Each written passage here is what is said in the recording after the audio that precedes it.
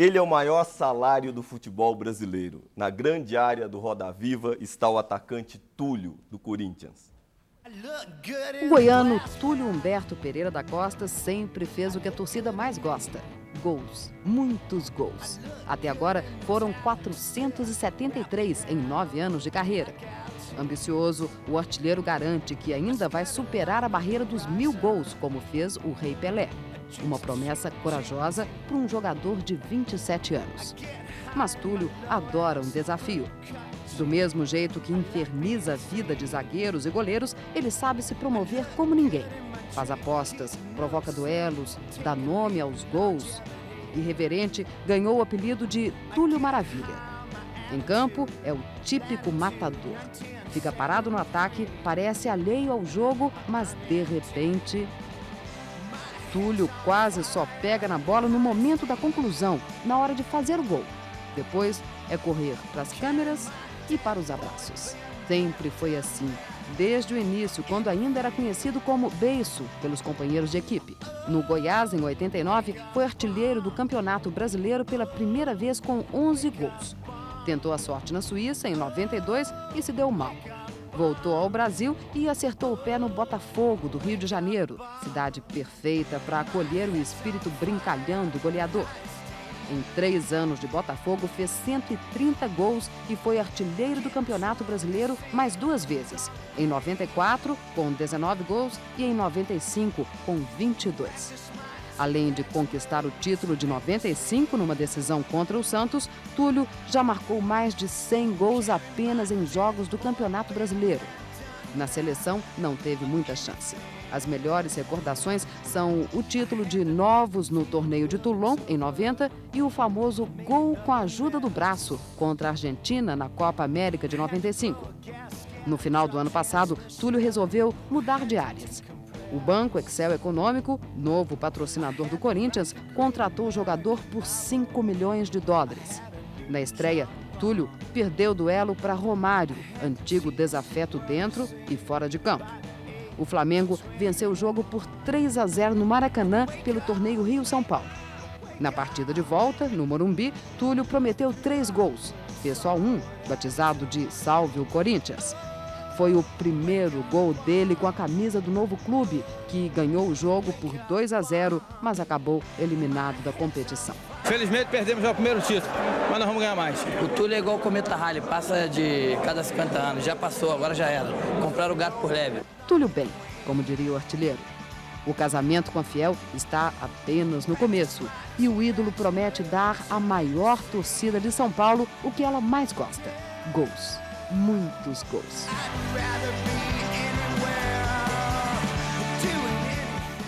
Bem, para entrevistar o Túlio essa noite, nós convidamos o Alberto Helena Júnior, colunista da Folha de São Paulo e comentarista da rede CNT. O Flávio Prado, que é comentarista da Rádio Jovem Pan e apresentador do programa Cartão Verde, aqui da Rede Cultura. A Maria Amélia Rocha Lopes, editora-chefe do programa Vitrine, aqui também da Rede Cultura. O Maurício Cardoso, editor de esportes da revista Veja. E o Luiz Antônio Prósperi, repórter especial do Jornal da Tarde. O Roda Viva é transmitido em rede nacional com 289 outras emissoras de todos os estados brasileiros. É uma grande rede, a rede do Roda Viva. Você pode participar desse programa enviando as suas perguntas para o número 252-6525. Repetindo, 252-6525. Se você preferir o fax, use o número 874-3454.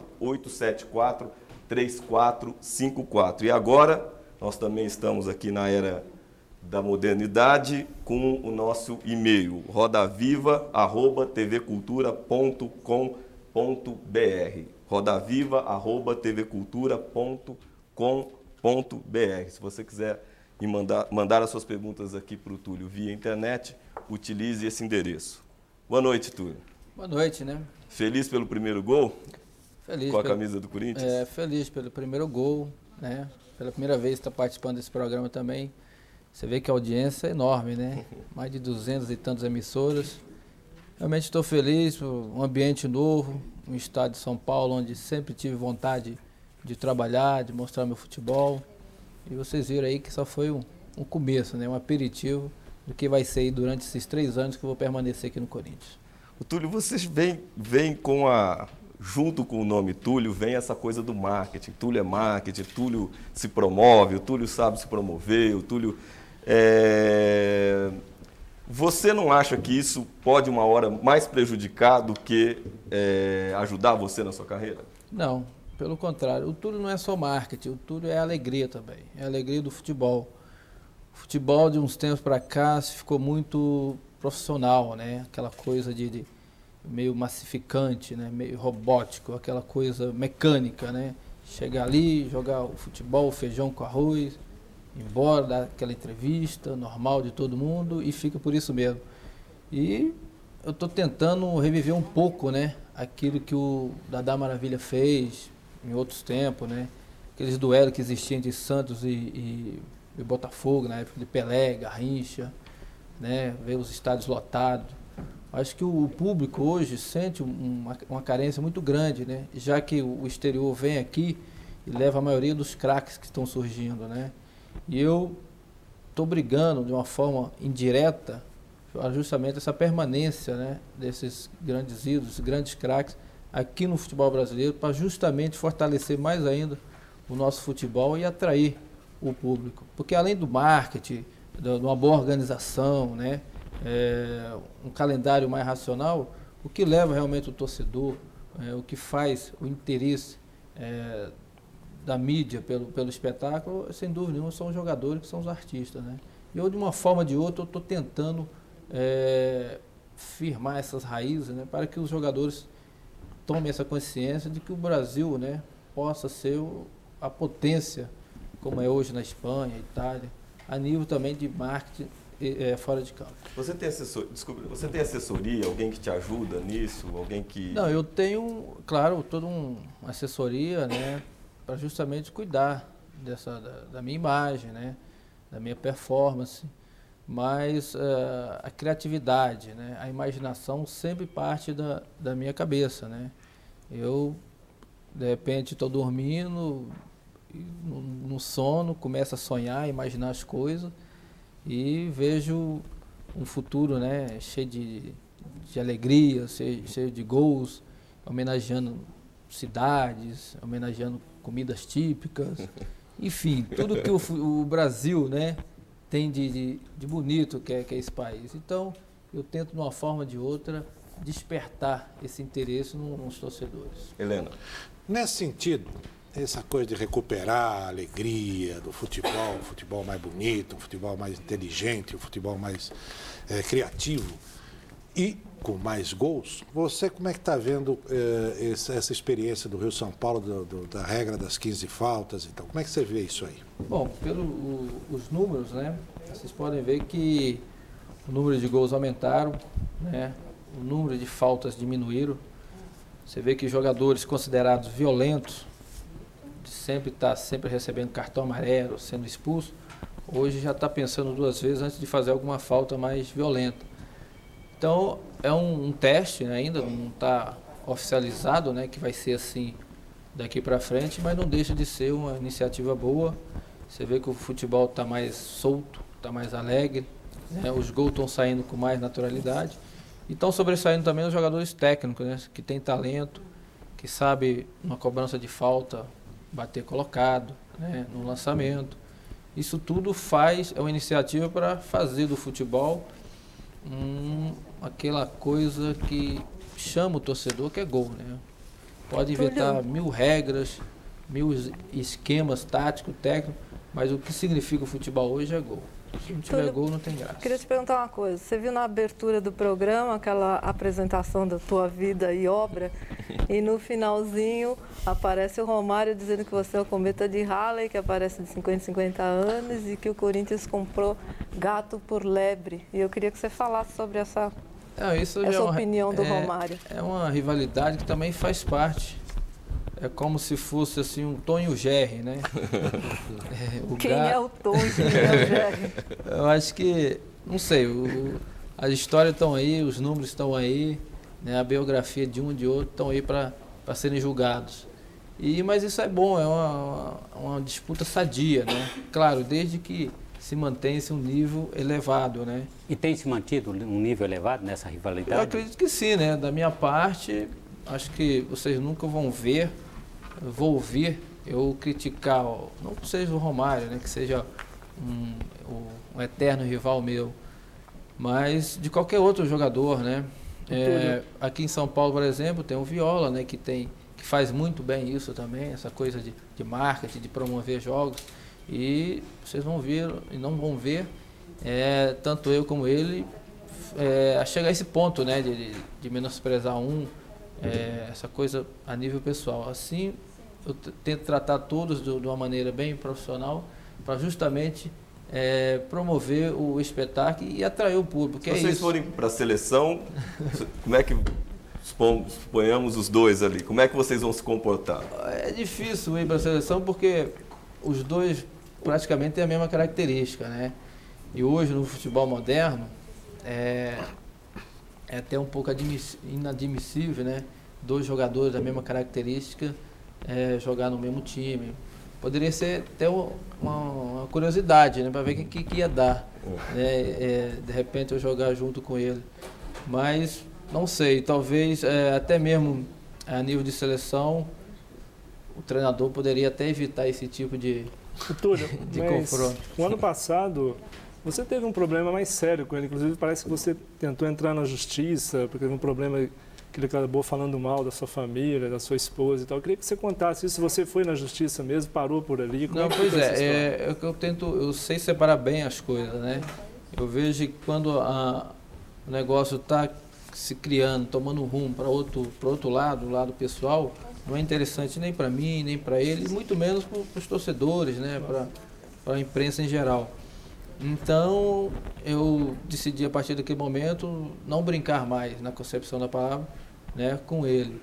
E em si, só promover jogos, não aceitar desafios, né, não aceitar provocações, porque eu já aceitei uma vez e acabei caindo assim, numa cilada, entre aspas, né? Acabei sendo prejudicado. Mas sempre quando, só terminando, a gente acaba apanhando assim, a gente aprende as lições e procura evitar para justamente não dar, né, margem a esse tipo. Porque não é o interessante para mim não é ver o Túlio discutindo, o Túlio brigando, o Túlio em escândalo. O Túlio sempre vai ver em alto astral, né, sempre para cima. Agora, teve um comentário muito forte quando da separação do Romário, que você teria tido um caso com a Mônica Santoro. Você é casado, sua esposa está inclusive aqui no estúdio. De onde surgiu isso? Como é que você administrou isso? Não, primeiro foi surpresa, né, da minha parte.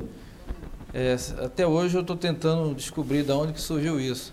Mas se tratando de futebol brasileiro, se tratando da imprensa, não generalizada, mas uma imprensa pouco partidária, né, uma imprensa que até certo ponto chega até a ser um pouco maldosa, a gente encara com naturalidade. E eu soube tranquilamente administrar isso, vindo a público, enviando fax a redações de jornais, revistas, desmentindo todo o episódio. Você tem alguma amizade, algum contato? Alguma vez conversou mais diretamente com a Mônica Santoro, com a ex-esposa do Romário? Não, a gente sempre foi vizinho, né? Mas por meus afazeres profissionais nunca tive um contato assim mais próximo da Mônica, justamente por nunca se dava, né, de encontrar.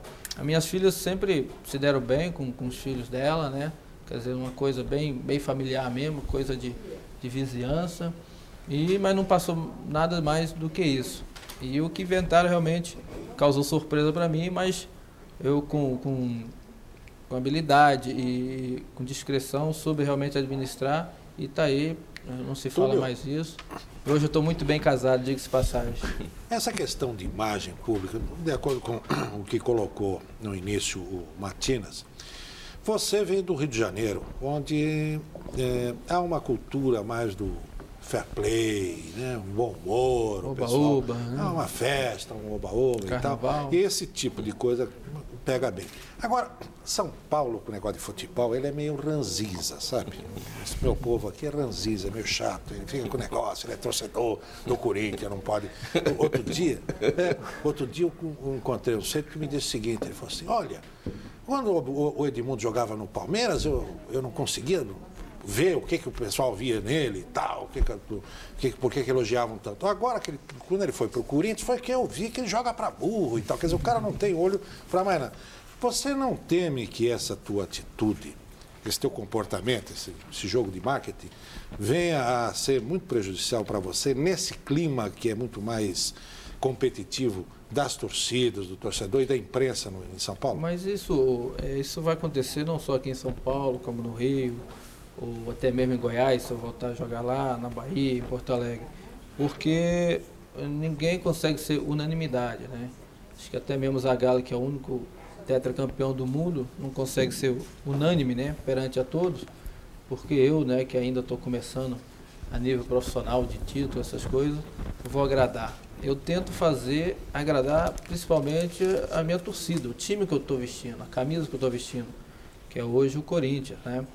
Então é claro que mesmo dentro da torcida do Corinthians vai haver sempre um ou outro que não vai gostar de uma atitude, de uma declaração minha, né? De algum lance meu, mas isso tudo faz parte da profissão de jogador de futebol. Por isso que eu sei muito bem administrar principalmente as críticas, né? Que com certeza virão, do que propriamente os elogios, né? Os elogios a gente faz bem pro ego, mas é as críticas que você aprende e que você tenta agradar, pelo menos, essas pessoas que criticam. Você pretende adaptar o seu marketing pessoal, de promocional, para essas características que o Helena bem descreveu aqui de São Paulo? Quer dizer, essa diferença que existe de Rio e São Paulo, você vai se adaptar a um novo marketing para São Paulo? É claro, a gente sempre joga de acordo com o time que tem, né? Com o material humano que você tem. É claro que tem coisas que eu fazia no Rio que é impossível fazer aqui, né? Por exemplo, vamos jogar uma pelada na praia, né? Um exemplo. Então são coisas que você realmente tem que se adaptar, né? Eu, por estar aqui há pouco menos de 20 dias, um mês, ainda estou conhecendo, né? A cidade de São Paulo, né? Já pegou uma enchente, né? Hoje. Já peguei uma enchente, mas até que me livrei bem, sabe? Peguei uns caminhos aí, estou bem assessorado nesse aspecto. Consegui chegar aqui a tempo no programa. Mas é com jeitinho, né? Com habilidade a gente consegue. Eu acho que tudo tem que ter um pouco de paciência, né? Com tranquilidade que a gente chega ao objetivo. Agora, Túlio, o Edmundo, por exemplo, que apesar de ter feito, talvez tenha tido o melhor momento da carreira dele aqui em São Paulo, no Palmeiras, era uma pessoa que dizia abertamente que não gostava de morar em São Paulo, essa coisa. Da primeira oportunidade, pegava uma ponte aérea para o Rio e tal. Romário, que é um outro jogador de expressão nacional, sabidamente não quer sair do Rio de Janeiro, trocou dinheiro para poder continuar no Rio de Janeiro, essa coisa toda. Você disputou o título de Rei do Rio, você era uma pessoa muito integrada ao Rio de Janeiro e você disse que, inclusive, a sua personalidade teria mudado no Rio de Janeiro. Você era mais introvertido, né? E depois da sua passagem pela Suíça, que foi muito difícil pessoalmente para você, você voltou para o Rio e no Rio você redescobriu uma alegria, um prazer, essa coisa toda. Como é que você está encarando essa mudança para São Paulo? Como é que você se preparou para essa mudança? Bom, acho que o essencial você tem que ter, que é essa alegria. Independente do ambiente, independente do lugar que você esteja. Eu só vou, como eu disse, só vou trocar o Rio de Janeiro e São Paulo, só não vou trocá-los, né, para jogar no exterior. Isso não, né? Isso porque realmente o calor humano do povo brasileiro, seja ele do carioca, do paulista, do gaúcho, do goiano, não importa, é esse calor que me contagia, né? É esse diálogo, essa facilidade de comunicação. Então, eu sou muito sensível a essas coisas. Então, para mim, me adaptar no exterior seria muito mais difícil do que me adaptar aqui em São Paulo. Então, a base, essa essência minha, eu não posso perder nunca. Essa alegria, né? Esse alto astral, independente se está chovendo, se está fazendo sol, tem enchente, se não tem praia, se tem. O importante é você manter realmente essa personalidade e, em volta disso, com o tempo, você vai, né, melhorando uma coisa aqui, outra ali, para tentar agradar, pelo menos, as pessoas que estão te cercando. Antes da próxima pergunta, só um minuto, eu queria apresentar aqui o nosso companheiro Marcelo Duarte, diretor de redação da Placar, que acaba de chegar. Vítima da enchente. Mais uma vítima da enchente. Eu já não estou ficando tão alegre quanto o Túlio, assim, com enchente.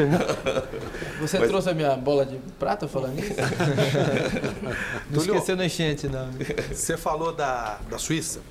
E a gente tem mania no Brasil de dizer, bom, isso aqui não é a Suíça é tida como um paraíso, né? Como é que foi a tua vida na Suíça? Você aprendeu? Eles falam lá todas as línguas, né? Todas. Você que tá italiano, alemão. Isso. Você aprendeu alguma? Como é que era o negócio? Não, lá? eu fui obrigado a aprender francês, né? Porque é justamente onde eu jogava, meu time era da Suíça francesa, que era o FC Sion. Então, quer dizer, é um paraíso, né? Mas para outras coisas. Como eu acabei de falar, que tem essa coisa de calor humano, essa coisa de sentir a torcida, né? Sentir as coisas boas que o país tem. Infelizmente, na Suíça, eu aprendi muito, mas pelo lado negativo, né? Muita solidão, né? A gente tinha uma rotina muito monótona na vida lá, que era só treinar, depois ir para casa, esperava o tempo passar, depois voltava a treinar. Não tinha uma vida social, né, bem diferente que aqui no Brasil tem. Não tinha amizade com os outros jogadores. Isso, é muito difícil. Lá o europeu por si só é uma pessoa bastante fria, né? Ele quer cuidar do seu e não se importa o que está acontecendo com o vizinho, com o companheiro. Então eu realmente senti bastante isso.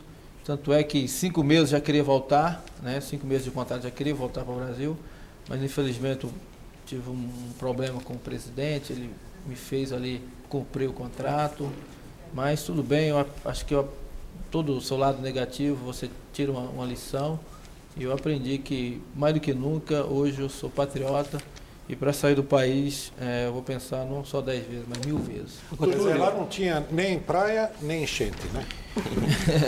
E nem futebol, né? E também, e nem futebol, principal. Foi lá que você descobriu que quando você voltasse para o Brasil, que você teria que desenvolver essa estratégia de marketing, começar a pensar um pouco futebol diferente do que simplesmente ganhar dinheiro e jogar no exterior e pronto. Foi lá que você percebeu? Foi. De tanto levar pancada? É verdade, vida, é porque na Suíça eu costumo dizer, fiquei 2 anos incubado, né?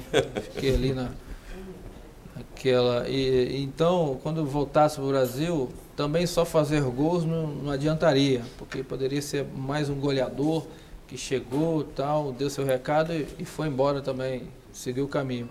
Eu quero, sei lá, deixar história, né? Como ela diz, deixar uma biografia, né? Um exemplo para meus filhos, para os meus netos, né? De que realmente eu fiz alguma coisa em benefício não só a mim próprio, né? Mas para o futebol brasileiro, né? Então, por isso que eu tenho essa coisa de querer atingir marcas significativas, né?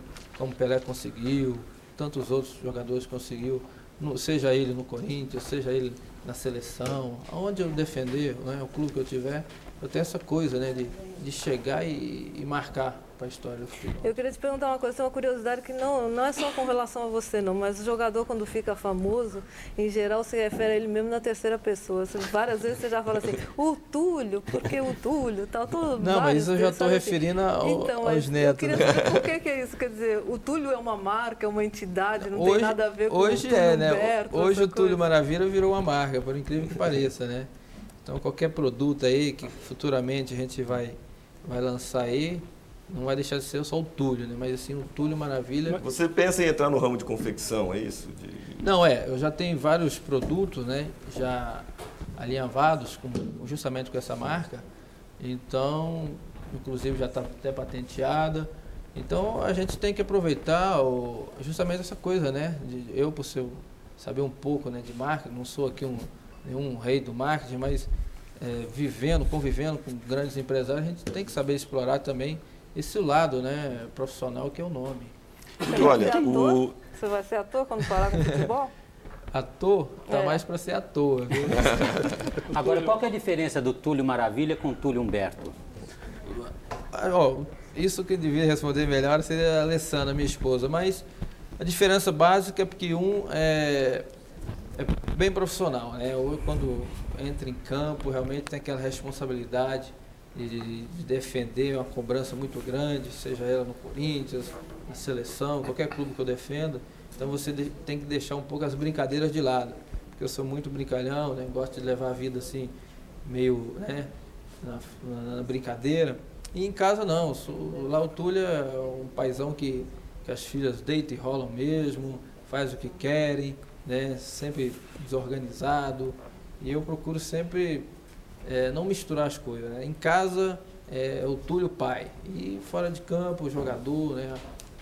Tratar bem aí ó, o pessoal da imprensa, enfim, os profissionais que cercam ali o Túlio, futebol. Mas no ano passado você chegou a declarar que ser ídolo não era fácil, você estava um pouco assustado com isso.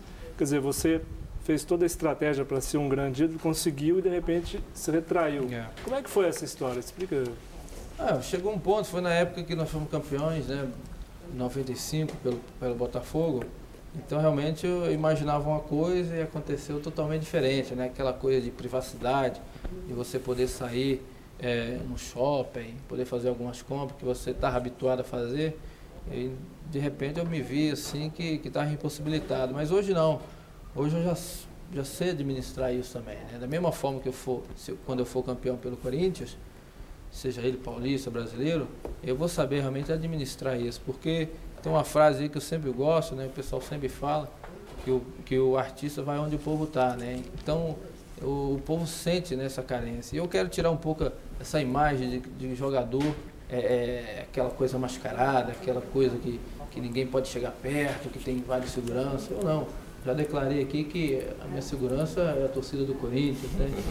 Você já se disfarçou para andar na rua, Túlio? Já se disfarçou uma vez? Não, de forma nenhuma, nem pode disfarçar, entendeu? E não adianta também ir para o exterior não, que é pior, entendeu? Aí que tem mais brasileiro mesmo. O Jacinto Júnior, aqui de São Paulo, pergunta o seguinte, vou fazer 3 perguntas mais ou menos relacionadas com a maneira como você está jogando. Os seus 2 primeiros jogos, me pareceu que você ficou muito isolado na área adversária e muitas vezes chegou até a chutar de fora da área, o que não é muito do seu estilo. Você acha que seria necessário que o Nelsinho amasse o time no sentido de que alguém encostasse mais em você? O João Ribeiro Silva, lá de Campinas, Túlio, você não acha que o Neto, juntamente com o Marcelinho, seria o ideal para mandar as bolas para você fazer seus belos gols e estragar esse artilheiro também em São Paulo? E o Carlos Roberto Marques, do Pax São Lucas, que é técnico sonoplasta, pergunta como você gosta de jogar, qual a sua posição e se você acha que também no Corinthians você começou meio mal, não tão bem posicionado como você as perguntas foram mais ou menos direcionadas, né? Não, acho que essa questão, né, de esquema, quem jogador joga do meu lado, quem que não joga, quem é melhor, característico, isso tudo o Nelsinho está vendo, é um treinador experiente, né? Já trabalhou no Japão, trabalhou no Sul, até mesmo no Corinthians, já foi campeão. Então ele está realmente tarimbado, né? E tem bagagem para realmente definir o esquema e os jogadores que ele pretende que formem o time titular do Corinthians. Então a questão é que são 2 jogos apenas, então são 3, 4 jogadores novos, então queira ou não queira o time sofre uma alteração, né? Tem uma mudança de característica, né? Então até você se adaptar, os jogadores se conhecerem, assim, o modo, a maneira que você gosta de jogar em campo, isso leva um pouquinho de tempo. Mas como já saímos desse torneio, agora a gente vai ter mais 2 semanas aí para quando estrear no Paulistão, aí sim, não vai ter desculpa de falta de entrosamento, se o time está bem fisicamente ou não, o time realmente vai estrear 100%. Túlio, você nunca foi um jogador de ficar burilando muita bola, vindo aqui atrás, etc. Então, você sempre foi um jogador de área, de movimentação limitada a um determinado setor do campo. Mas eu observei nesses 2 primeiros jogos aí, eu achei você um pouco mais lento do que o normal. Fisicamente, como é que você está? Não, claro, acho que nem deveria estar 100% agora. Seria até ignorância minha e do preparador físico, né? Estamos começando o ano, né? E como nós viemos num período de férias, então eu mantive uma base aeróbica, mas o forte meu, para quem conhece, sabe que é justamente a arrancada, reflexo, aquela potência, né, do pique. Então isso leva um pouco de tempo, já que a gente está trabalhando mais a parte aeróbica, né, que é aquela coisa de manter o oxigênio para aguentar os 90 minutos. E isso vai ser com o tempo, a gente vai fazer trabalho específico para justamente perder essa lentidão e quando a bola sobrar ali, a gente está esperto para fazer o gol. Túlio, o Mirandinha já deu uma declaração reclamando um pouco da reserva. E o Corinthians diz ainda em contratar mais reforços. Você não acha que o Corinthians corre o risco de ter uma guerra de egos muito grande ali, de jogadores que eram titulares passarem a ser reservas e aí começar essa discussão e depois vamos derrubar o técnico? Não vai ocorrer isso, sabe por quê? Porque além do Corinthians estar preocupado em contratar jogadores tecnicamente muito bons a nível de seleção brasileira, também está fazendo um perfil do caráter do atleta, né? Justamente seus antepassados. Você vê que jogador não causa problema, não tem problema com o treinador, com o dirigente. Então o Corinthians está preocupado nesse sentido também, de fazer um grande time, né? Um super time, que futuramente a gente vai chamar de Dream Team, com certeza, mas também formar jogadores, né, capacitados, jogadores que realmente saibam dar declarações, que não possam criar justamente esse atrito, né, entre nós mesmos. E essa competição é sadia, todo mundo queria jogar, né? Todo treinador queria ter realmente 20 jogadores em condições de ser titular, para quando um der uma brecha, o outro vai lá, toma conta do recado e continua o time sempre vencendo. Tem treinador que não se dá bem com essa história. Túlio, você já foi vítima... Um jogador bom não sai tão bem assim. Você já foi vítima de ciúme de companheiro? Porque você ganha mais que os outros, você aparece mais que os outros. Não, mas isso é normal em não só no futebol, qualquer profissão. Mas aí que tá, você tem que saber também lidar com isso. Tem que ter um jogo de cintura, né? Uma conversa franca, aberta, porque eu acho que todo mundo tem o seu valor, todo mundo tem, né, merece aquilo que produz. Mas no Botafogo ficar isolado, né, no Botafogo por um tempo? Não, foi isolado em dois sentidos, né? Tanto dentro de campo, né? O Coutinho às vezes jogava isolado, mas também fora de campo isso é inevitável, porque isso depende também da diretoria, né? Se de repente um time de futebol tem um jogador que ganha mais, os outros ganham menos, e aí começa a atrasar salário desses jogadores que ganham menos, com certeza isso vai dar reflexo, não só em mim, mas também em todos os jogadores dentro de campo. Mas esse é um problema que você pode enfrentar aqui, porque, se eu não estou enganado, no Botafogo, seu salário, a metade, uma parte dele era pago pela Pepsi, da CVNAB que patrocinava. Aqui vai acontecer a mesma coisa, que é o Banco Excel, que paga a parte de seus salários. Tá, mas aí no caso não seria só eu, né? Não, eu sei, mas não é o time inteiro do Corinthians que vai receber. O Marcelinho, se não me engano, é o mesmo esquema, o próprio Ronaldo. Então, 4 ou 5, mas... O seu passe é do Banco Excel? Como é que é juridicamente? Juridicamente está assim, né? O Banco Excel, se eu não me engano, detém 80% do passe, né? E o Corinthians com o restante dos 20%, porque tem um jogador também na transação, né, que está emprestado. Mas, no final, acredito que todos vão ter, né, a sua parcela de colaboração. Se o banco, por exemplo, resolver patrocinar um outro time, como está patrocinando a Vitória, e decidir que o Túlio deve jogar o segundo semestre no Vitória, como é que é resolvido? Não, primeiro você tem que perguntar se o jogador quer ir, né? Acho que nesse lado aí, o jogador, pelo menos no meu caso, eu não me trato como mercadoria. Você vai para lá porque vai ser assim. Não, primeiro você tem que ver se você quer ir, se você está se sentindo bem, né? Se você realmente é o melhor para você uma transferência. E segundo, você tem que ver as necessidades do time, no mercado, no momento, né? Alguma transação. Isso tudo tem que ser conversado. Mas com certeza vocês ainda vão ouvir falar muito de mim aqui no Corinthians. Túlio, existe uma diferença muito grande entre ser um atleta, um jogador de uma empresa e outro só de um clube, por exemplo? Você tem mais obrigações com essa empresa? Com o sem time? dúvida, né? Queria que você falasse um pouco dessa diferença. Primeiro que você tem o uso da sua imagem, né, cedida, no caso aí pelo Banco Excel, né, onde você realmente tem que...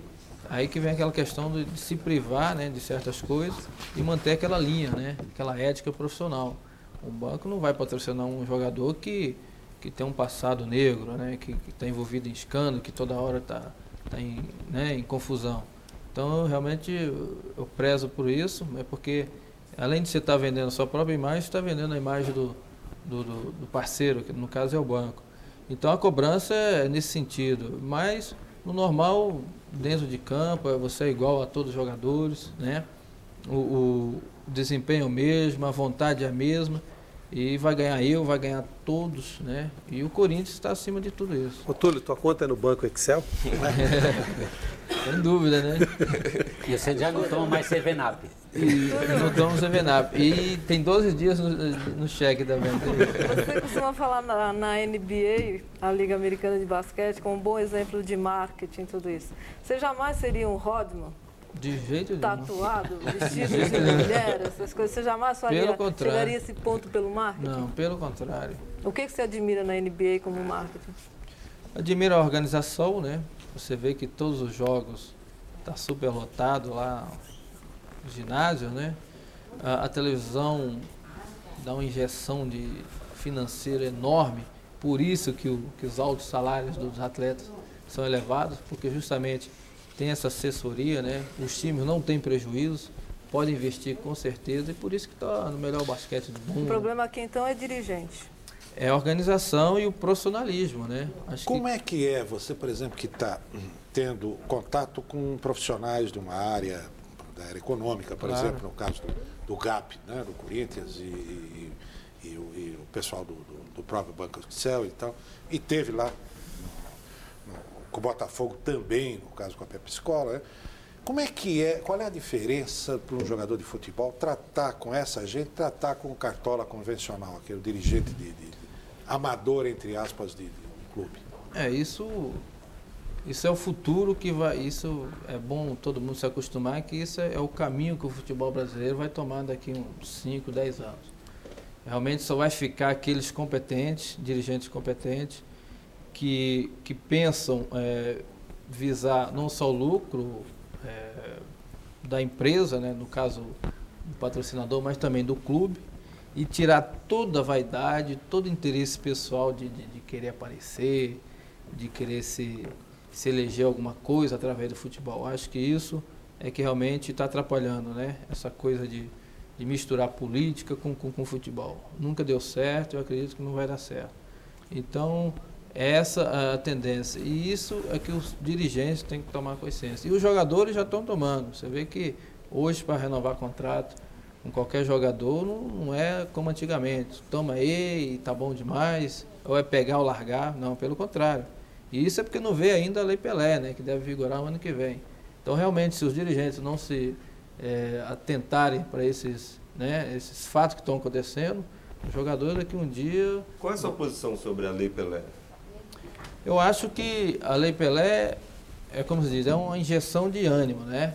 Mas no meu caso, por exemplo, não faz muito efeito porque eu sei aquilo que eu quero, né? Eu acho que ninguém trabalha obrigado, né? Claro, você tem um contrato, tem que cumprir, às vezes você não quer, vai brigar judicialmente, essa coisa toda.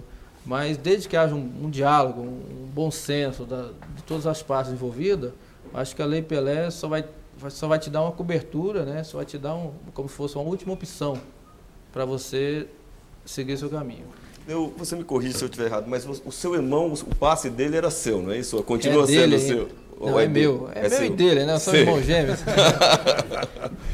Mas ele já está livre, né? Já está com passe livre desde quando saiu do Goiás ainda, né?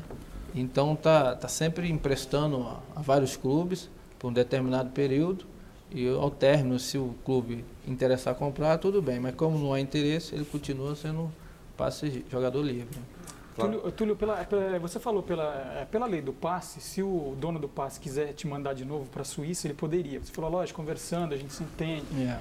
Agora, o passe te obrigaria, sei lá, o Excel, queremos que você vá na Suíça ali para jogar de novo. Só se for depositar o dinheiro lá, né? Quando você fala que não muda muito a tua vida, é que você hoje já está com uma situação melhor. Mas pensando no jogador normal... Que está começando, né? Tem esse lado também, né? Porque o jogador que está começando precisa dessa oportunidade, né? Para justamente se aparecer e ter logo sua opção, né? De clube. Então, acho que nada melhor do que esse jogador que está começando, está querendo, no caso do Telvio, né? Que está querendo mostrar, acho que ele esquece até um pouco o lado financeiro para justamente provar para ele mesmo que ele tem condições de algum dia chegar e reivindicar. Não, eu quero isso, me sinto bem aqui. Hoje, infelizmente, a maioria dos jogadores que sofrem dessa coisa de não ser conhecido, né? Às vezes tem aquele negócio, é o pegar ou largar, né? E hoje não, hoje está mudando um pouquinho, justamente os dirigentes sabendo que no ano que vem, né, a maioria desses jogadores vão ter passe e vão ter o direito de escolher onde quer jogar. Túlio, vou apitar aqui o final do primeiro tempo. Teco. E a gente volta... Quantas faltas nós temos aí? Não, ainda tem crédito. Tem ideia. A gente volta daqui um pouquinho com o segundo tempo da entrevista com o Túlio. Até já.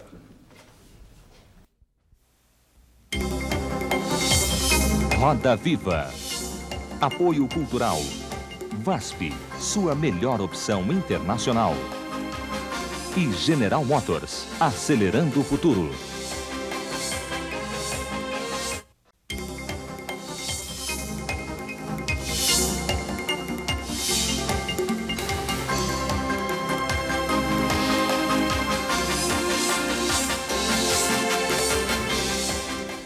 Bom, nós voltamos com o Roda Viva, que essa noite entrevista o artilheiro Túlio do Corinthians. Nós lembramos que você pode participar enviando as suas perguntas pelo telefone 252-6525, 252-6525. Se você preferir o fax, 874-3454, 874-3454, ou o nosso e-mail, rodaviva@tvcultura.com.br, rodaviva@tvcultura.com.br. Túlio, olha, tem aqui botafoguenses, são paulinos, palmeirenses querendo se comunicar. Nenhum corintiano? Então, vamos, não, tem os corintianos também, mas vamos dar voz para os outros. Olha aqui. Túlio, o Rodrigo Almeida do Rio de Janeiro, você não acha que ao proteger os dirigentes do seu ex-clube Botafogo, você queimou a sua imagem com uma torcida que te amava? Eu te odiava, pois sou Flamengo doente, e te acolheu quando você voltou desacreditado ao Brasil? Não, acho que a torcida tem o seu papel, né? Quando eu cheguei no Botafogo também era aquele, será que vai dar certo, não vai? Claro, a torcida acreditou, apostou, mas eu mais do que nunca, né? Tive que mostrar ali, tive que suar a camisa, dar o duro para merecer a confiança desses torcedores, né? Mas como tudo na vida tem o seu lado, né? Um ciclo. Eu acho que estava na hora realmente, eu fui bem sincero, porque não adiantava nada eu estar no Botafogo agora, ganhando 100, 200 mil dólares, no caso, reais, e não estar satisfeito, não produzir aquilo que eu queria, que eu gostava. Então, achei necessária essa minha mudança, para o bem do Botafogo e para o meu bem próprio. Tá, o Eduardo Minimel, aqui do Jardim Universal, que é economista, diz o seguinte: sou São Paulino, mas torço pelo seu sucesso no Corinthians. Petrônio Nascimento, de Osasco, diz o seguinte: Túlio, desejo boa sorte para você no Corinthians, desde que não faça gol contra o São Paulo. Tá bom? O palmeirense Leonardo Rogério também manda boa sorte para você, mas lembra que você será sempre vice-campeão aqui em São Paulo, tá bom? E o José Roberto, da Vila Gustavo, e o Luiz Carlos de Almeida, de Itaquera, eles querem saber o seguinte: qual é a diferença entre jogar em São Paulo e no Rio de Janeiro? Se você já pôde perceber alguma diferença, se você sentiu um ambiente diferente, e há uma preocupação muito grande aqui também dos nossos telespectadores, o que está acontecendo com o futebol do Rio de Janeiro? Se você tem uma análise sobre isso. Bom, a diferença eu ainda não pude notar, porque o Campeonato Paulista ainda não iniciou, e no torneio Rio-São Paulo só jogamos com times carioca, né? Então ainda não, mas com certeza todo mundo fala que é mais duro, que é um campeonato mais competitivo, que os times do interior realmente investem muito para que possam pelo menos atrapalhar os clubes da capitais, né? Então é bastante difícil, mas isso a gente vai provar ainda quando começar o campeonato. E a decadência, né? Não é decadência total, né? Eu acho que o ano passado realmente o futebol carioca teve em baixa, justamente por esse desleixo, né, dos dirigentes em deixar salários atrasados dos jogadores, porque queira ou não queira, um mês ainda dá para se levar, agora 2, 3, 4, até 5, chega um ponto que dentro de campo o jogador não vai corresponder mesmo. E isso serviu de lição para que esse ano os times do Rio possam realmente se reestruturar fora de campo para formar times fortes. Túlio, você agora há pouco falou em ciclos da vida. E um dos ciclos, né, uma das situações mais recorrentes no caso do artilheiro, que nem você, o goleador, é o período da entre-safra, né? Aquele negócio de repente seca, o gol não entra, a bola se perde lá dentro do gol e ela não entra e tal. Ronaldinho, agora há pouco, viveu essa experiência e tal, você já deve ter vivido. Como é que se enfrenta essa situação no caso do artilheiro que só vive e respira gol? Quando não faz, ele é execrado. É difícil, né? E no meu caso, quem acaba sofrendo mais não é nem a própria torcida e nem próprio eu, né? A minha pessoa é a própria família, né? Porque você tenta descarregar, tenta desabafar e quem acaba sobrando com as coisas é a família, no caso a esposa, né? Que está sempre ali do lado. Então, eu já tive esse momento também de ficar 5 jogos sem marcar gols. E principalmente foi nesse brasileiro ano passado, né? Aquela marca de 100 gols em brasileiro. Então aquela coisa ficou entalada. Teve um que você perdeu em cima da linha, né? Perde. São gols que você, né, nunca imagina perder. Mas acontece. Só está ali, realmente, quem perde quem está ali. Mas eu também aprendi a conviver com isso. E nada melhor do que um dia após o outro, um jogo após o outro, para você corrigir isso e ter aquela esperança de poder quebrar aquele jejum de entre safra. Ô, Túlio, você, segundo as informações, veio para o Corinthians ganhando R$150 mil por mês. Eu espero que seja verdade. Você merece, o seu talento merece. Agora, eu fico imaginando, como é que você investe esse dinheiro, Túlio? Onde você coloca tanto dinheiro? Olha, no Excel. Com certeza. E sem PMF, né? Porque agora tá bravo. Bom, é uma questão meio delicada, né? Eu não gosto muito de falar sobre isso, não, número, né? Por uma ética minha mesmo, né? Só onde você investe? Não, com certeza eu invisto em Goiás, né? minha terra natal e futuramente, né? Quando parar de jogar, a família toda tá enraizada lá, então a gente procura sempre investir o que no momento tá bom para o mercado. Tem hora que eu invisto em imóveis, tem hora que eu invisto em bolsas de ações, tem hora que eu invisto em dólares, tem hora que eu invisto em gado, isso depende muito do momento. O importante é você estar sempre investindo bem, né, em determinado setor financeiro do país, para quando alguma coisa der errado, tem outro ali para cobrir. Né? O importante é você não se perder pouco. Você vai ter algum negócio teu? Já foi falado aqui de... já. Tem vários projetos, né, para lançar aí camisetas, bolas, né, até o ursinho Túlio Maravilha vai sair. Mas no momento que você parar, o que você vai fazer? O que o Túlio vai ser? Fazendeiro? Não, é difícil a gente falar agora, né? Eu procuro, não sei, talvez ser um empresário, como o Pelé tem a Pelé Esporte, né? A gente pode ter o Túlio Esporte, alguma coisa ligado ao futebol, né? Pode ser ministro também, né? Como já me falaram que eu levo jeito, né? Pra política, mas agora eu não quero misturar, não. Pelo menos tem uma boa demagogia, né? Ô, Túlio, por falar em Goiás e por falar em salários, o Eliseu da Cunha, que é de Leopoldo de Bulhões, lá em Goiás, ele pede para você fazer uma reflexão. Na verdade, é mais uma reflexão do que uma pergunta. Você que ganha tão bem e tal, o que você pensa sobre essa situação de tanto desemprego no país, com tantas pessoas que estudaram para advocacia, tantos engenheiros, médicos, professores ganhando salários muito pequenos e num ambiente de desemprego no país? É o reflexo, né, do país do terceiro mundo, né? Mas também você não pode culpar os próprios, né, governantes. Isso já vem se arrastando aí por muitos anos. Mas a minha preocupação é que os políticos, né, em vez de ficar brigando aí pelo poder, reeleição, ser candidato a presidente da Câmara, do Senado, em vez de estar se preocupando com isso, que isso é uma coisa natural, está preocupando em acabar com a fome, preocupando em ver como é que se evita tragédias quando chove demais, evitar miséria quando tem seca, enfim, tudo isso, e investir milhões e milhões de dólares justamente na educação, na saúde. Você vê aí gente morrendo nas portas, né, dos hospitais. Acho que a minha preocupação, eu vejo a política, né, desse lado, e não esse lado, né? A questão financeira até que está instável, né? Eu acho que foi uma coisa bem positiva. Mas justamente isso, né? Pessoas que estudam a vida inteira para ter um objetivo, né? Ter aquele sonho de algum dia ser um grande médico, um grande dentista, enfim, ter aquele salário, uma família razoável, e chega na hora, não tem emprego, a política totalmente desfavorável.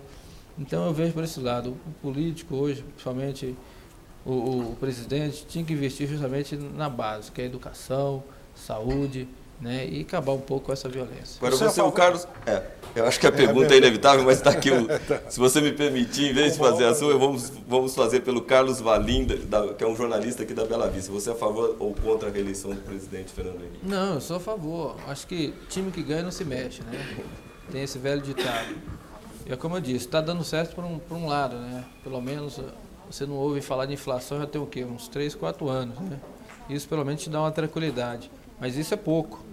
Isso é pouco. E o povo reelegendo o Fernando Henrique, ele vai ter mais obrigação e mais, né, responsabilidade de também, daqui a 3, 4 anos, não se ouvir mais em miséria, não se ouvir mais em fome, em pessoas morrendo em portas de hospitais. Eu acho que ele tem que investir nisso, porque ele vai ganhar muito mais. Em vez de ficar 4 anos, vai ficar 10, 20, 30 anos. Túlio, você sente algum tipo de constrangimento ao saber, ao pensar que você ganha 1.000 salários mínimos, que é a média de renda de 3/4 da população brasileira? Não sinto nem constrangimento. Primeiro que eu tenho que dar é valor a isso, né?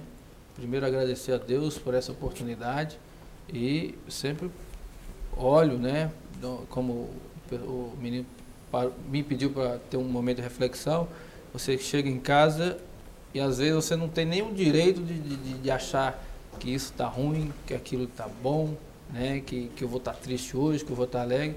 Mas justamente você for ver as coisas que estão acontecendo no mundo hoje, você é um privilegiado, né? Então primeiro você tem que agradecer, pedir a Deus muita saúde para você brigar por mais e claro, sempre que puder ajudar, né? Porque nunca é demais. Eu não tenho muito essa ambição de coisas materiais, né?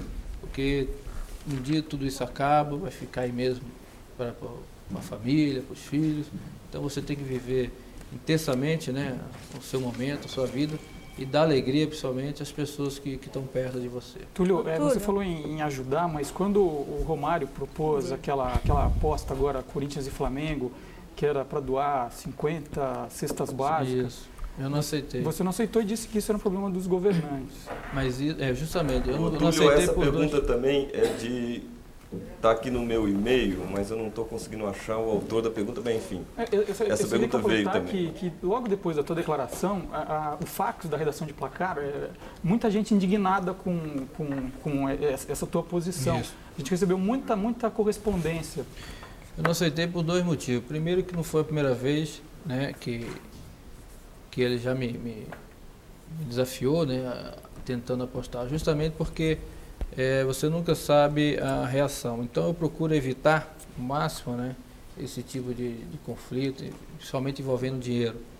E segundo, que eu não preciso chegar para promover um jogo, para aparecer em jornal, para dizer que eu vou ajudar alguma entidade. Eu acho que isso, quando eu faço isso, eu faço numa boa, sem querer ibope para mim, sem querer aparecer, sem querer fazer mais. Você tem feito isso? Sempre tem feito. E não é desde hoje, não. É em Goiás, é no Rio, né? Agora em São Paulo eu estou chegando, vou procurar saber de alguma coisa assim, né? De entidade, que com certeza vão me procurar e eu sempre atendo. Então eu procuro separar as coisas, né? Não levar essa coisa, querer aparecer na desgraça dos outros, de forma nenhuma. Eu tento fazer a minha, promover o jogo por si mesmo, não querer se me promover através das pessoas.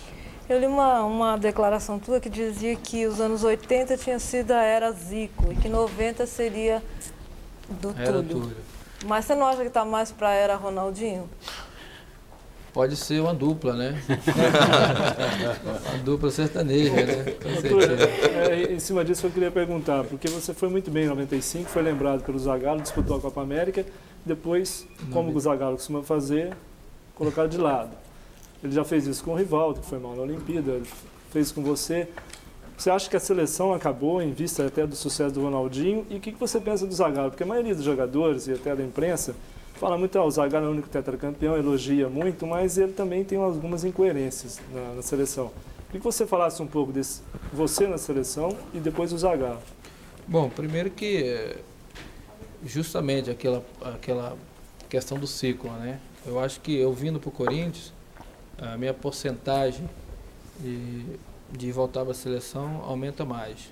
Não com desrespeito ao Botafogo, pela estrutura, mas pela minha própria motivação, né? Acho que aqui, encontrando desafios novos ares, né? Um ambiente novo, isso vai me trazer de volta aquela empolgação de querer sempre ser o artilheiro, sempre fazer gols, para chegar um dia a despertar interesse no Zagallo e ele possa me convocar. Então, e a respeito do Zagallo, como você falou, ele não, é unanimidade, tetracampeão, mas não consegue agradar a muitos, né? Mas eu gosto do estilo que ele está usando, principalmente esse esquema, né? Que é 4-3-1 e 2, para justamente não deixar os atacantes isolados. Por isso a seleção brasileira, nesses últimos tempos aí, tem um índice de vitória muito grande, porque joga para o ataque. O Zagallo está tentando resgatar, né, aquele futebol arte, né, aquele futebol de habilidade, onde só vai sobressair realmente aquele que tem técnica. Então, eu realmente admiro muito ele e, com certeza, eu continuar fazendo. Mas a restrição que ele faz a você é de ordem tática, é exatamente em função disso que você acabou de dizer. Porque ele diz que você é um jogador que joga num limite muito estreito do campo, quer dizer, só dentro da área, etc. e tal.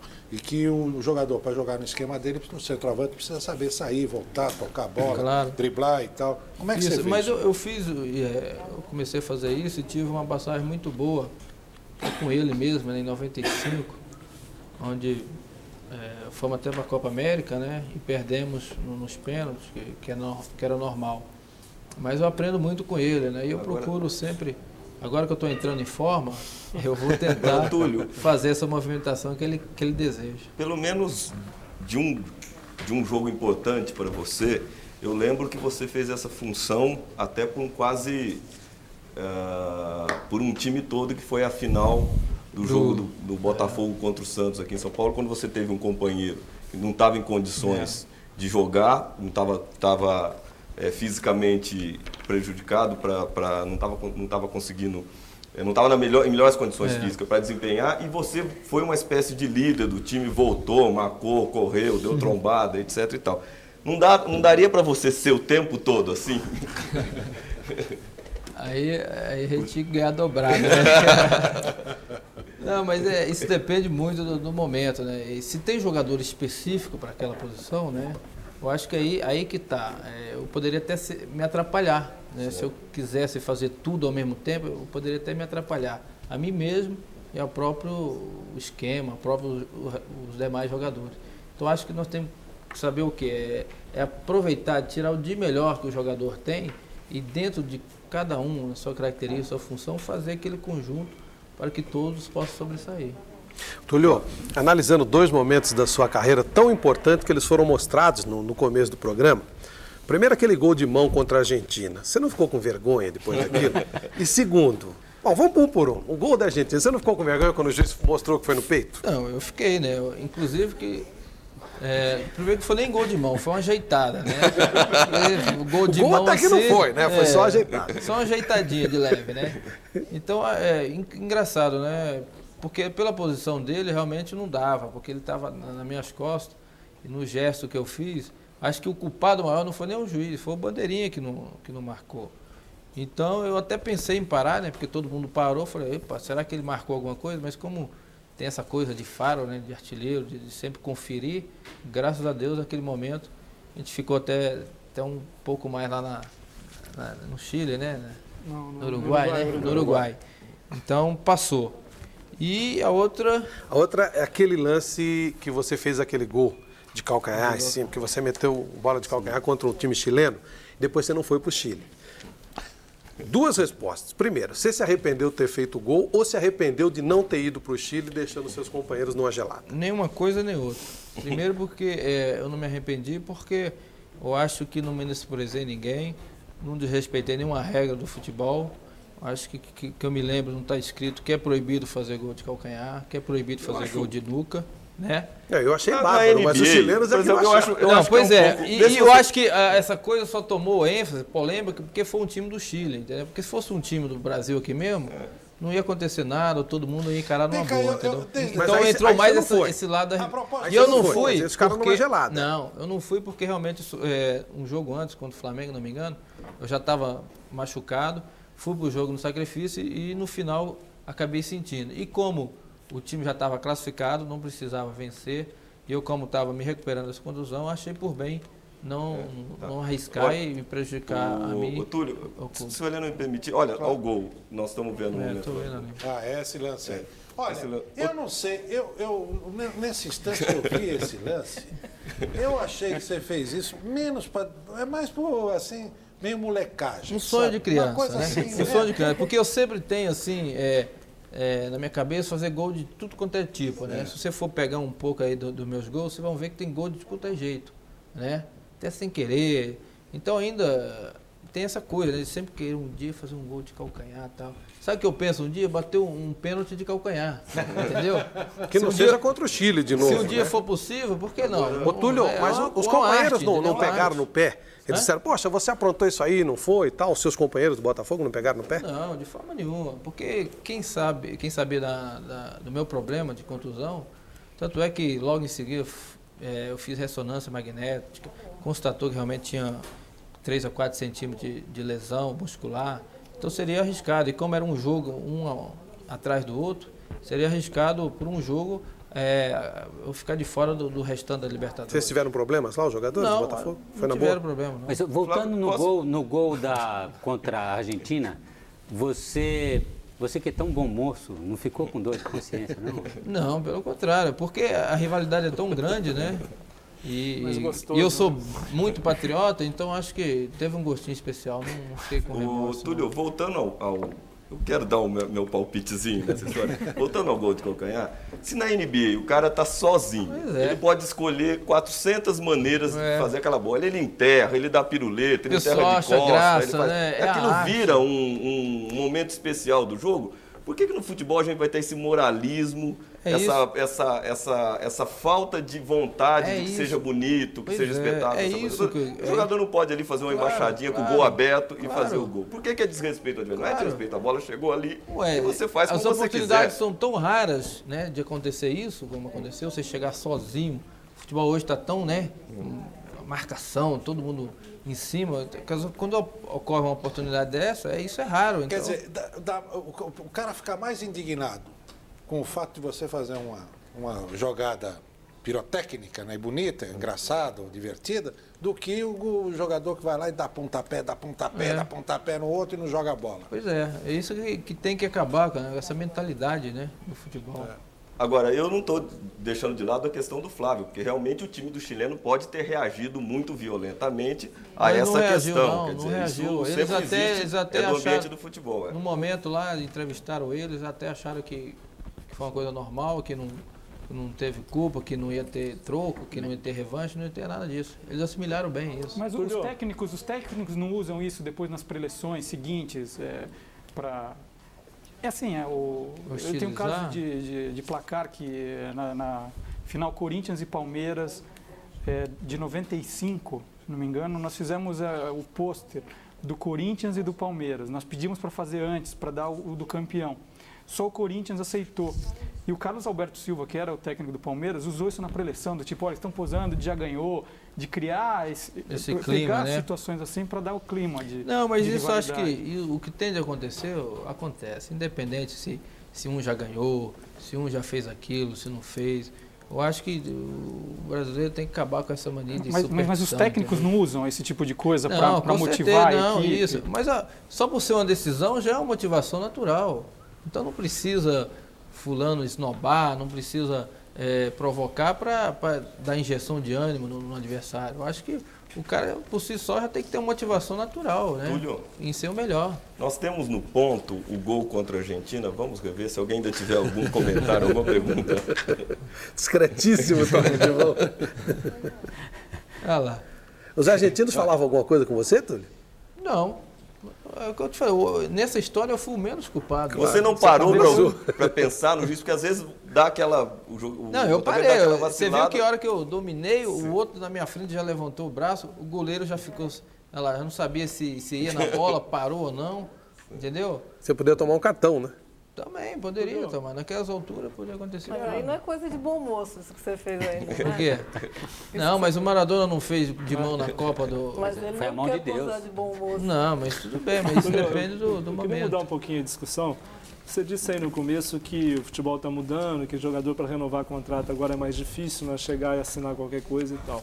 Os jogadores estão se aprimorando mais. Mas tem uma questão também que a gente não consegue entender, é como que a classe continua desunida. Por exemplo, os maus gramados, péssimas condições para vocês jogarem, para vocês treinarem, calendários horríveis, horários dos jogos, os piores possíveis, televisão faz o que quer com o futebol aqui. E não acontece nada a nível de jogador. Na Itália eles param por qualquer coisa, tem greve, para dia, rodada. Por que a gente não tem isso aqui no nosso futebol? Por que os jogadores ainda são tão desunidos nesse momento? É a cultura, né? Isso tudo vem de tradição. O brasileiro, o país, né? O Brasil já é grande por natureza. Então é fácil você administrar um futebol italiano, né? Pequenininho, um futebol holandês, um futebol francês. É fácil você administrar, que está tudo ali regionalizado, tudo centralizado. No Brasil não. Você faz uma coisa aqui no Rio, em São Paulo, mas estão fazendo outra lá no Pará, em Minas. Quer dizer, uma regra aqui, outra regra lá. Quer dizer, as federações têm muita autonomia, né, de cada um ter a sua maneira de organizar seus campeonatos. Né? E a CBF, nesse caso, deveria se impor mais, né? Não só ficar restrito apenas ao Campeonato Brasileiro, mas sim aos campeonatos regionais também. Regionalizar um pouco, né, os campeonatos, porque aí uniria mais os clubes, uniria mais os dirigentes e, de uma forma ou de outra, natural, uniria mais os jogadores. E aí sim, fazer simpósios, fazer convenções para justamente debater esses assuntos, né? Questão de porque gramado. Na hora de cobrar, eles vão cobrar de vocês, né? Claro. Vocês que não jogaram bem, o jogo foi ruim por causa de vocês, mas ninguém sabe que choveu, que o gramado está cheio de buraco. Mas aqui em São Paulo, né, pelo que eu estou sabendo, os gramados, principalmente do interior, aqui em São Paulo, já estão merecendo aí uma atenção especial a nível de drenagem e a qualidade do terreno vai ser bem melhor do que foi uns anos atrás. Vamos ver, a federação prometeu. Dizem. Ano passado prometeram e não cumpriram. Quando você fala de campeonato regional, você está falando de Rio-São Paulo, Copa Nordeste ou estadual? Regionalizado, né? Sul, Santa Catarina. Mas são esses torneios, São Paulo, Copa Nordeste. Você acha que os campeonatos estaduais também já deram o que tinham que dar? Eu acho que é deficitário, né? Você vai ver, às vezes já começou um campeonato estadual no Sul, lá no Pará ainda nem acabou, já foi campeão. Acho que essa coisa devia ser mais, né, integrado, né, regionalizado. E isso a nível regional, né? E a nível de campeonato brasileiro, é você dentro desse regional tirar os melhores, né? Tirar os melhores e fazer aquele campeonato de elite, considerado de elite, que seria o Campeonato Brasileiro. Túlio, você falou que a suspensão precisa acabar. Você não tem nenhuma suspensão? Não. Nada? Não, eu tenho muita fé em Deus, né? Chegar antes do jogo, pedir muita sorte, muita proteção. Não sei se isso é superstição, mas eu sempre faço isso. E você tem algum vício, Túlio? Vício de fazer gol. Só? Só. Ô, Túlio, a Sônia Maria Braga, que é de Andradas, Minas Gerais, diz o seguinte: aqui é a terra de seus avós e de sua esposa. Gostaria de saber como anda a sua vida espiritual, se você continua na comunidade evangélica cristã. Primeiro é a terra dos meus avós, né? Mas não é da minha esposa. Minha esposa é de Goiânia também. E continua, né? Tenho uma fé muito grande em Deus. Acabei de falar, tudo que eu tenho agradeço a Ele. Não esqueço nada disso. E tudo que está acontecendo ao meu redor também tem um significado, não é nada por acaso. Tudo tem a mão dele. E acho que a fé, a religião, todo mundo tem várias, mas um Deus é só um só que tem.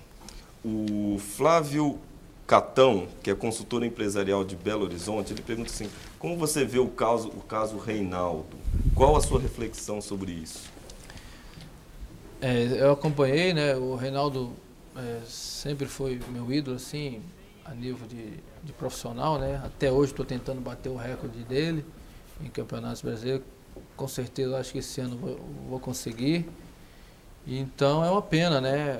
Mas eu acho que ele foi pegado mais como vítima nesse caso aí do que propriamente um autor, né? Eu acho que ele, por esse vício, né? Da mesma maneira que eu tive esse vício, que eu tenho esse vício de gols, ele realmente está sofrendo com esse problema.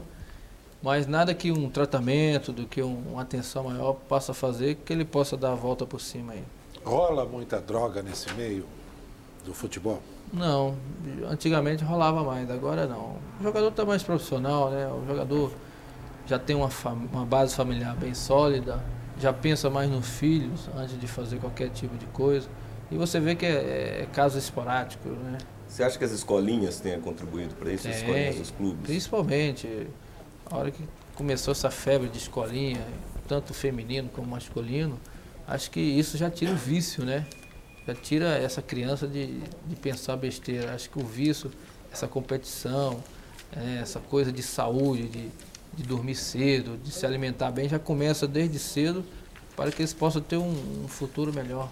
Você nunca foi assim, desculpa, você nunca foi assim, né, tentaram te seduzir, aqueles caras que chegam, vão lá e tal, eu faço tudo pro jogador, os amigão do jogador, compra carro, não sei o quê, e mete a droguinha no meio, como a gente conhece alguns exemplos. Graças a Deus, nunca tive esse tipo de problema, né? Sempre soube bem relacionar meus amigos, né? Então, nesse ponto, eu posso falar de carteirinha de que desse mal eu não sofri. Túlio, você... Dá licença só um pouquinho. Claro.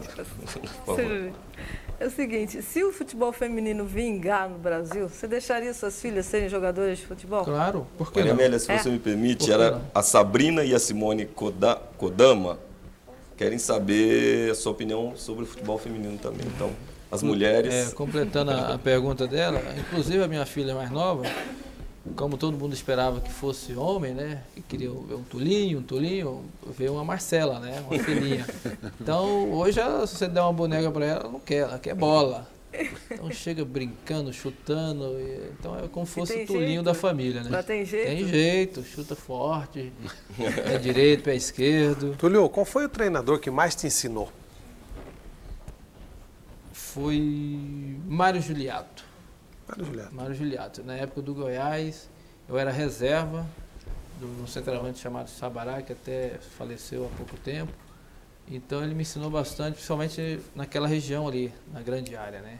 Quando a bola vem do lado direito, domina com a perna esquerda, né? Domina com a perna esquerda e chuta com a direita. Quando vem do lado contrário, domina com a perna direita e chuta com a esquerda. Acho que isso ele me ensinou muito, né? E eu tento e procuro me aprimorar mais ainda nos treinamentos. E qual foi o técnico que mais te decepcionou? Mais decepcionou? É difícil você lembrar assim. Eu nunca tive problema assim com o treinador, né? Eu sempre primeiro que eu nunca fui assim, quando eu comecei a ser titulado num dia, desse dia até hoje, eu nunca fui para o banco, entendeu? Então eu posso ter tido decepção em júnior, juvenil, mas eu não lembro. Você falou do ídolo Reinaldo, você está falando do técnico, e você falou no começo do programa que você não se julga o rei do marketing. No futebol, quem é para você o rei do marketing? Pelé. Pelé é rei do marketing, Pelé é atleta do século, né? Você vê que até hoje, depois de 20 anos, depois de jogar futebol, continua com a sua imagem sólida, limpa, né? Continua fazendo marketing no mundo inteiro. Esses dias saiu o Café Pelé na Rússia. Foi. Né? Isso é um exemplo. Né? Depois mesmo de 20 anos, o Pelé consegue manter sua imagem limpa, né? Sólida, que vende qualquer produto. Você não tem um pouco da inspiração do Dario, assim? Não, o Dario pelo folclore, né? Você se inspira um pouco, né? Eu inspiro em coisas boas, né? É no marketing do Pelé, né?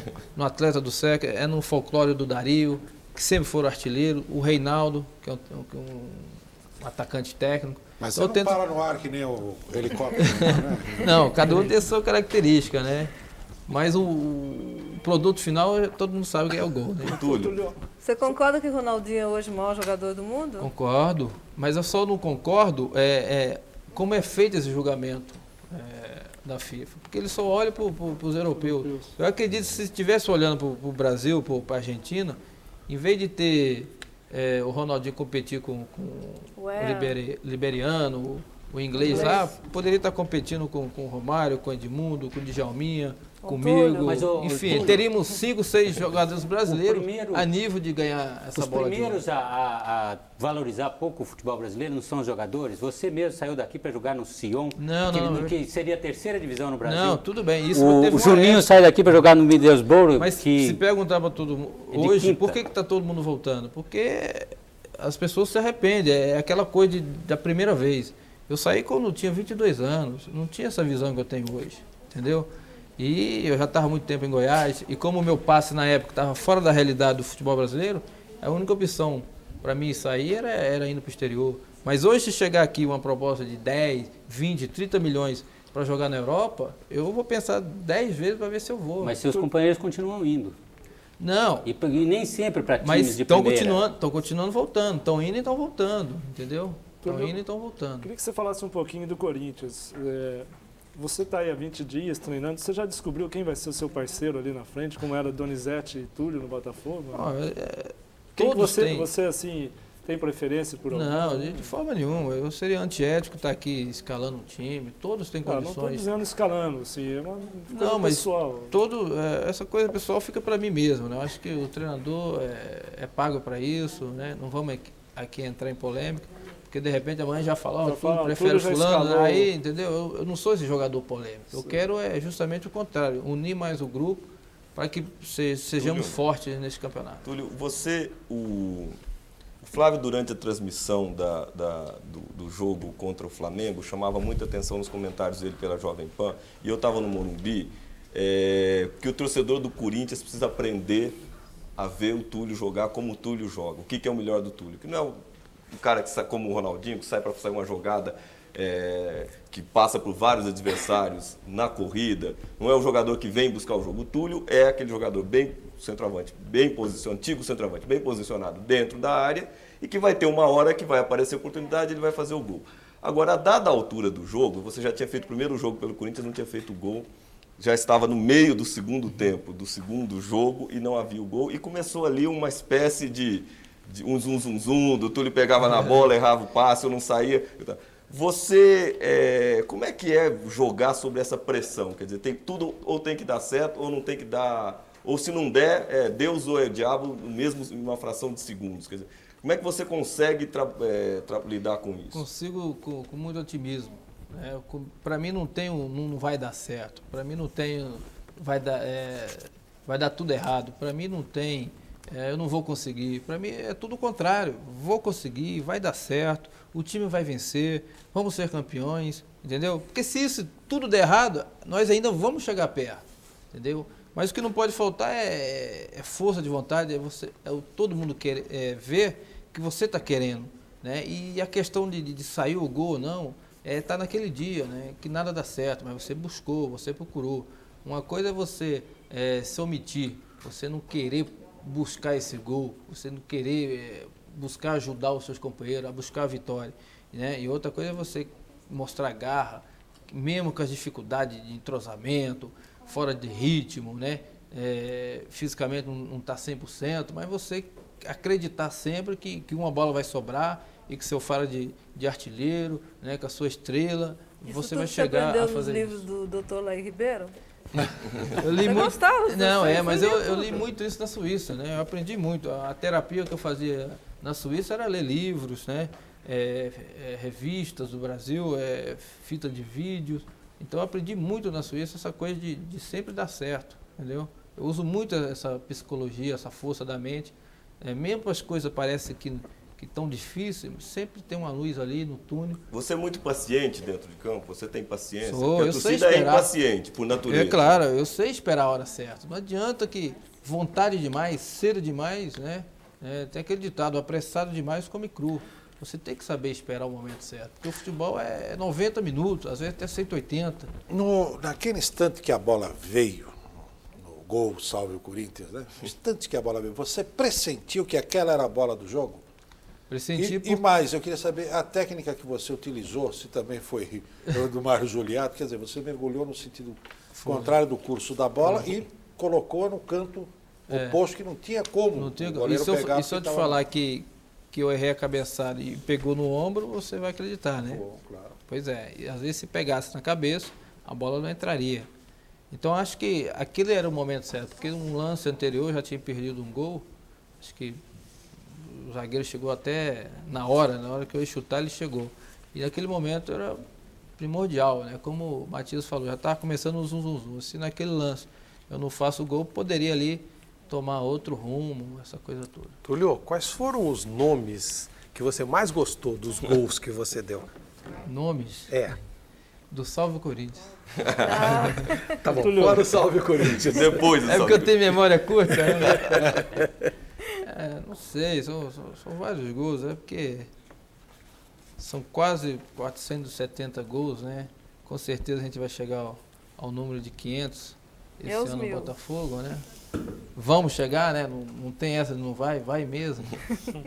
E eu não sei, infelizmente você não lembra? Não lembro. Você é um jogador que faz muitas promessas à torcida, né? Das promessas que você fez, já deu uma que você não conseguiu cumprir? Qual aquela que pesou mais? Você falou, por que eu fui prometer isso? Não deveria. Deixa eu ver.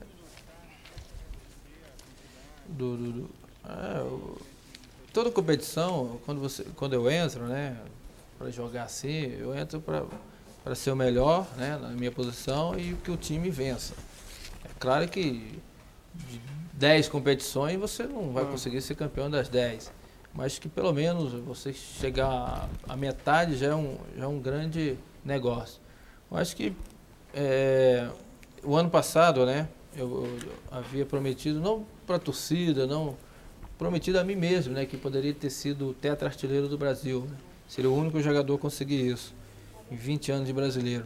Então acho que essa foi uma promessa que realmente me decepcionou a mim mesmo, porque eu sou muito exigente, eu quero sempre, né, estar ali bem para não dar margem às pessoas falarem de mim. Então essa foi uma promessa que eu não pude cumprir, mas que esse ano com certeza a gente vai cumprir. Túlio, tudo que você diz a favor do Corinthians aqui, até um mês atrás você dizia em relação ao Botafogo.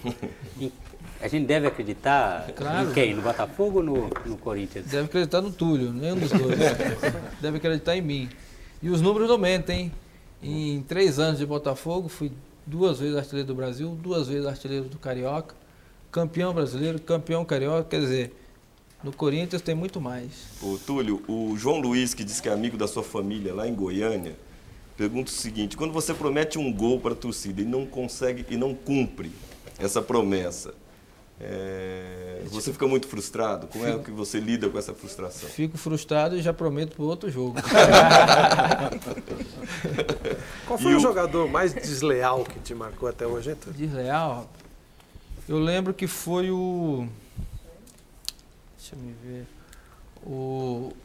Na decisão da Taça Guanabara do ano 95, Botafogo e Flamengo, inclusive eu nunca tinha sido expulso na minha carreira profissional, eu fui expulso nesse dia, então acho que o Aguinaldo, se eu não me engano, que era o zagueiro do Flamengo na época, né, me provocou bastante, me segurava, né, me provocou que eu perdi a cabeça, cheguei ao ponto de perder a cabeça e discuti com ele, e o juiz acabou me expulsando. Acho que isso não chegou nem a ser um jogador desleal, mas de tanto provocar acabou me irritando e eu acabei perdendo a cabeça. Isso nunca mais vai acontecer, pode me provocar zagueiros, que eu não vou entrar nessa mais. Mas não foi a sua única expulsão, não? Foi a minha única expulsão. Profissionalmente foi. E a última, a primeira e a última. Palmeiras que vai contratar o Aguinaldo semana que vem. Ô, Túlio, a Francine Franco Rodrigues pergunta quais são as regras que você acha que deveriam mudar no futebol? O que deveria mudar no futebol para melhorar o espetáculo, essa coisa toda? Bom, já está mudando, né? Já está tendo esse tempo técnico, que é interessante, né? Para as duas equipes, para quem está perdendo e até mesmo para os patrocinadores, essa coisa toda de mídia, né? E essa questão das faltas também é interessante, já é um avanço. Eu achava que também deveria mudar o número de substituições. Eu acho que deveria ser o mesmo jogador que, igual é no basquete, o mesmo jogador que sai poderia retornar, entendeu?